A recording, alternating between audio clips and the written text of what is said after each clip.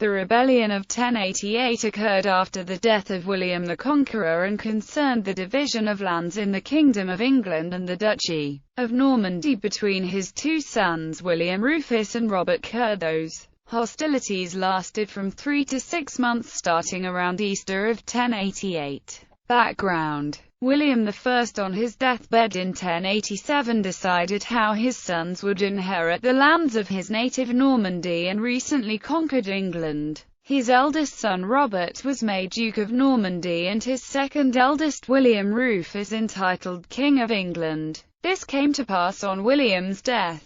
The rebels, led by William the Conqueror's half-brothers Odo of Bayeux and Robert, Count of Mortain, with Odo the stronger of the two and the leader, decided to band together to dispose of young King William II and unite Normandy and England under a single king, the eldest Duke Robert. Among King William's initial supporters were all the bishops of England, a few major magnates including Alan Rufus, William de of Coutances, to Norfolk with Roger Bigod, Roger of Montgomery at Shrewsbury in Shropshire, and a vast swathe of territory in the southwest, centre and south of England under Count Robert.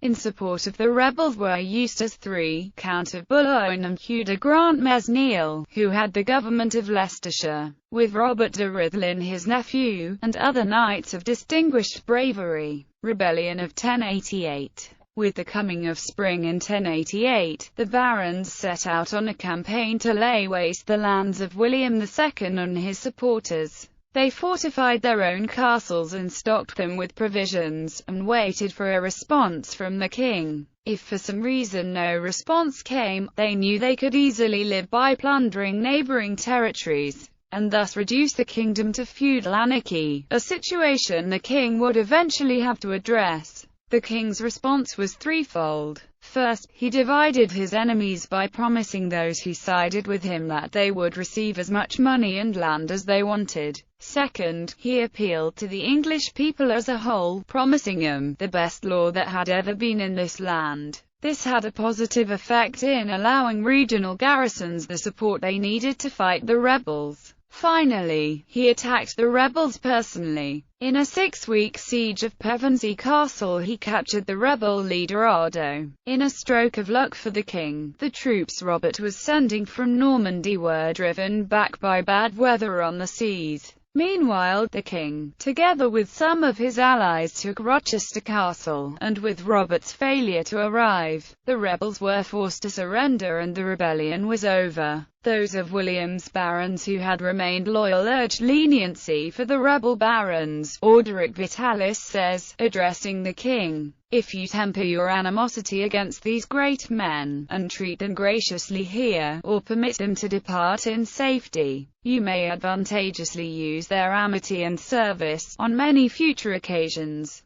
He who is your enemy now, may be your useful friend another time." Odo, previously the richest man in England, was stripped of his belongings and banished to Normandy for life, while his brother Robert of Mortain was allowed to stay in England and keep his estates. Roger of Montgomery had left the rebels and joined with the king after promises of land and money. The king pragmatically kept those aristocrats whom he needed and removed those who were a threat. William de St. Calais, Bishop of Durham, who had abandoned the king's army during the campaign, was tried later in the year, deposed, and exiled to Normandy, but in 1091 returned and was reinstated.